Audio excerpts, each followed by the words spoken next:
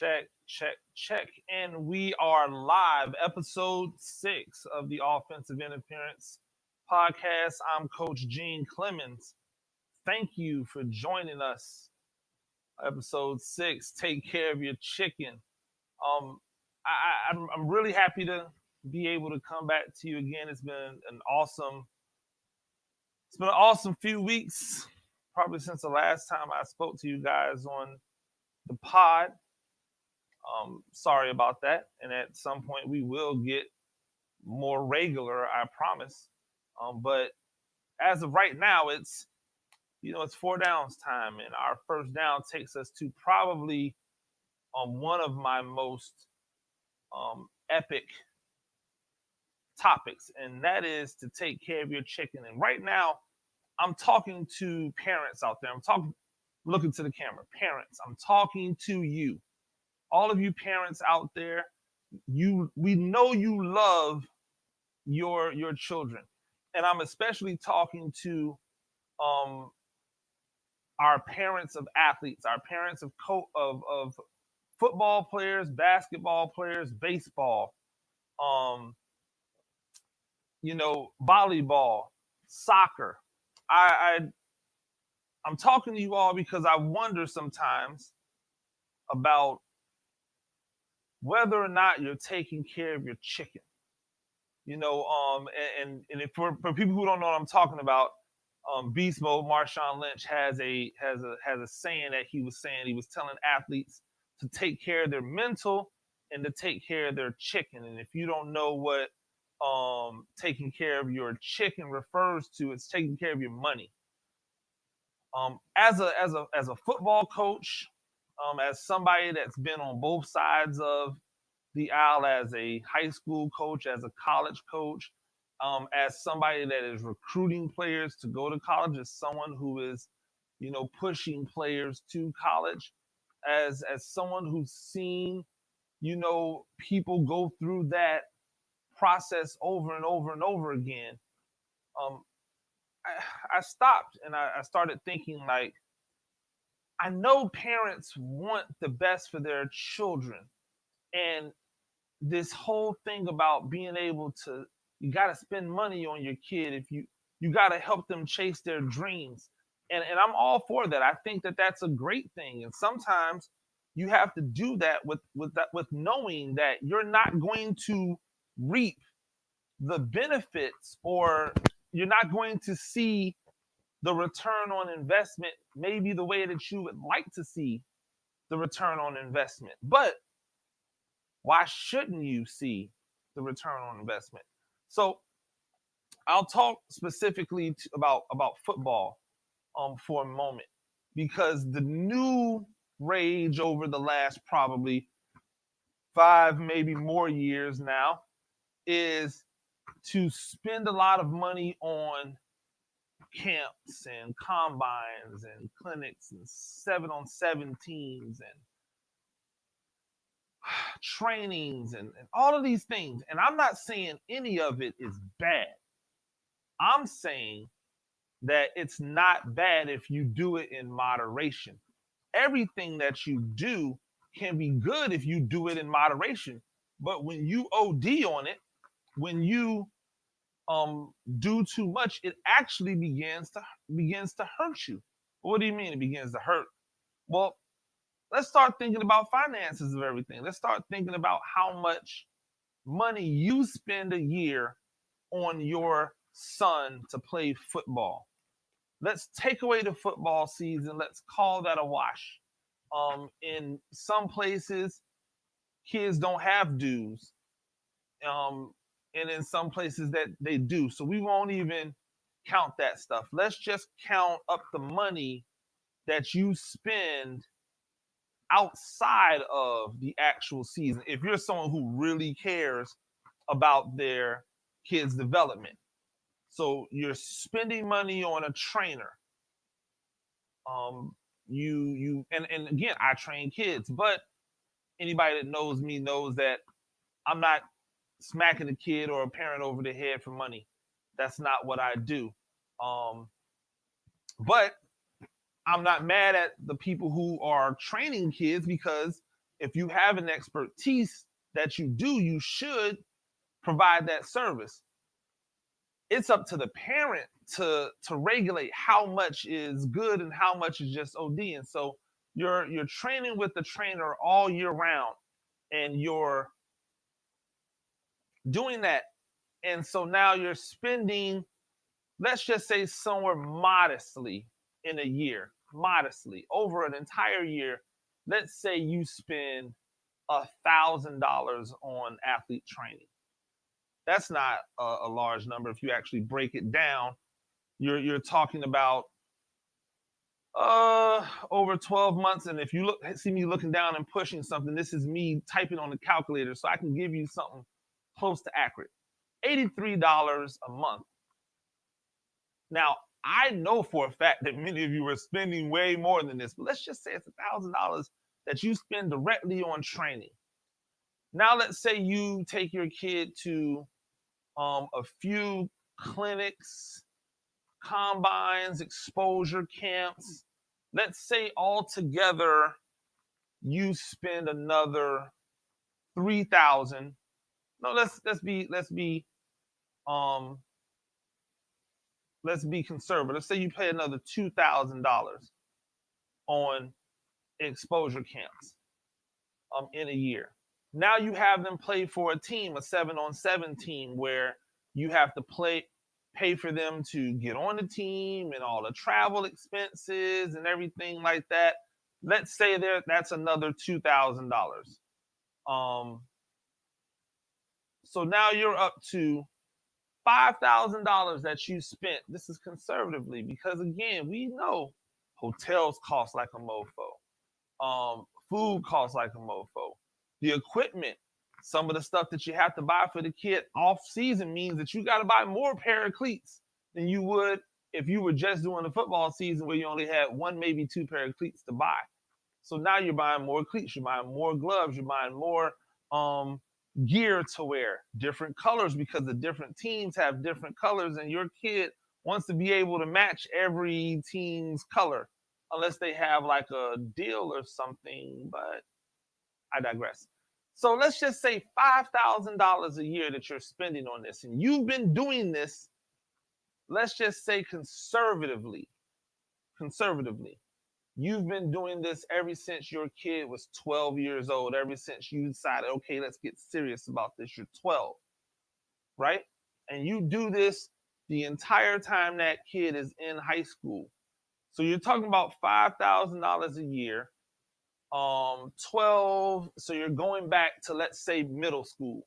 So from the time they get into middle school, so we're talking 6th, 7th, and 8th grade. So for 7 years, you spend $5,000 a year just on stuff outside of the football season.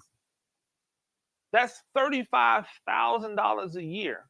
I mean, excuse me, that's $35,000 that you've spent on your son to prepare to play the actual legitimate game that happens in one season, because you've decided, or you're, the idea of, and I again apologize, but the idea of spending that $35,000 a year on, I'm sorry, not a year, in those 7 years. Now, for some of you who've been doing this since your kid was, 10, 8, 6, think about your numbers. What if you had invested that money in that kid's college fund? Now, before you tell me, oh, I already do that. Okay, so do more. Put that away. Do more. It's amazing what you could have done, because quiet as it's kept, once your kid gets to high school, they have an opportunity to participate in 7-on-7 with their high school team. They have an opportunity to get year-round development from their high school team. They have an opportunity to continue to work strength training, position training with their high school team. They get a chance to travel to camps and stuff. Those same camps that you go to individually, you could go to with your high school team. So We're looking at these things and we're going, oh, well, I've got to do this extra stuff. But what's the payoff? What's the return on investment? Have you spent this $35,000 a year for a student with a 2.4? Have you spent this $35,000, not a year, excuse me, this $35,000 over 7 years for a student with a 3.0? Did you spend this $35,000 a year with some type of understanding of what you're going to get in return? How many of you have spent this money on your son or daughter, and you knew in your heart your son or daughter is not going to be a high level football, basketball, baseball, volleyball, hockey, soccer player, but you did it because you wanted them to know that you cared about you could have did the same thing, find something good. You want them to enjoy their youth. You can do that without going into debt, because this $35,000, if it's invested over the time, things that I never even thought about when I was a kid or even a younger adult, if you invest that over time, by the time your kid gets to college, it doesn't matter whether they play ball or not. You won't have to pay a dime. And if your kid is actually talented enough to get a scholarship, or intelligent enough or book smart enough to get a scholarship, you know what you could do for your child, for your son or daughter? You could tell them, hey, listen, I'm proud of you. This $100,000 that I've saved for your education, boom, here's 50,000 of it to go into an account for you. Ball out in college, man, have a ball. Or invest it, do something with it. Start your own business. Maybe you don't want to go to college right away. Go explore the world. Maybe not the world on 50,000, but you get what I'm saying.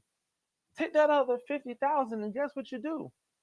Reinvest it in yourself, because you've done a great job for you and you've done a great job for your son or daughter.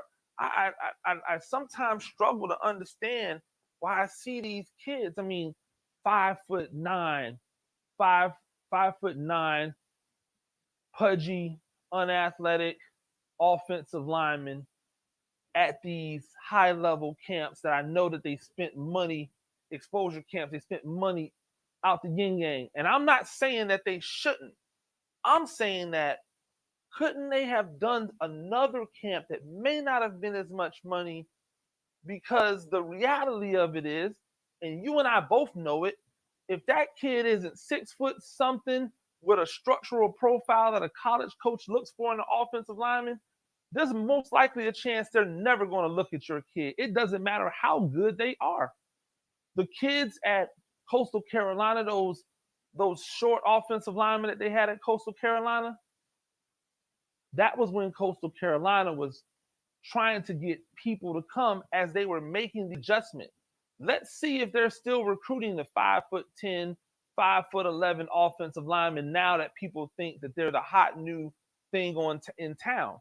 Let's see if they still recruit that same way, if they believe they can use that model to their success over and over and over again, or will they start going after the 6'4", 285-pound, 300-pound guy, the 6'5", 6'6"? And that's what I'm saying. It's okay for your son or daughter to exist in that lane, in whatever sport they're doing. You don't have to invest the money in them that way. You can invest the money in them another way.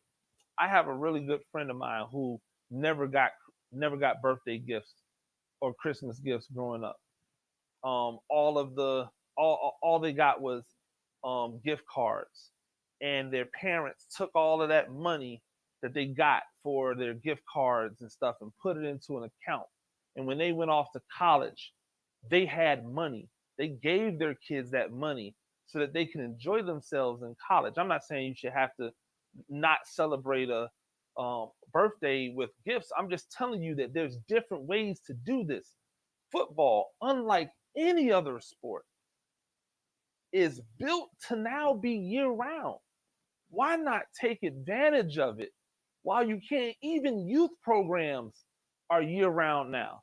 You have youth programs that are doing fall ball, spring ball, and it's going to be at a fraction of the cost of a travel ball team or a 7-on-7 team.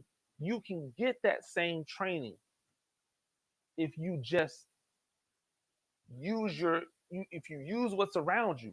Or better yet, let's not make our kids year-round football players, because it is proven that multiple sport athletes have higher success than athletes that specialize.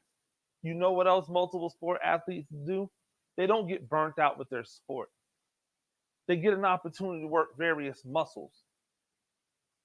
I was a football, basketball, and track athlete, and it doesn't matter whether you think I was good or not. That's irrelevant. I did all three sports. I had a love for all three sports. I would have done four if I could. I know many athletes who played multiple sports. They came out well balanced. They never came out hating the sport or disproving of the sport. And so there's an opportunity out there for us to advise parents better, for parents to be smarter, for kids to be realistic, while also chasing their dreams. See, I'm not saying that you have to cut away the dreams or dash the dreams. I'm telling you that there's another way. And if there's another way, let's take that other way, because I'm looking at $35,000, and I wish in my wildest dreams that my mom could have been able to stroke a check for me for $35,000 when I went to college. And I know there's many of you out there that wish your parents could have done it.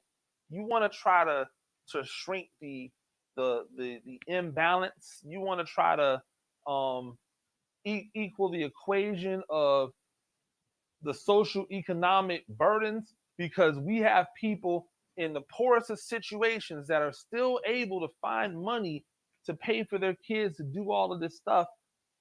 But when it comes time for college, everything is banking on the college scholarship. And as we've seen this year, what this year has exposed is that the college scholarship is going to be harder and harder to come by for the high school kid that's not the 1%er, because this transfer portal has changed the game, and people are using it to their advantages, both as athletes and especially as college coaches. So we have to change the game. We got to give our kids some type of financial freedom when it comes to these colleges that are overinflated with their price, because they know people want to be there because of the social atmosphere and because of sports. I know that's a long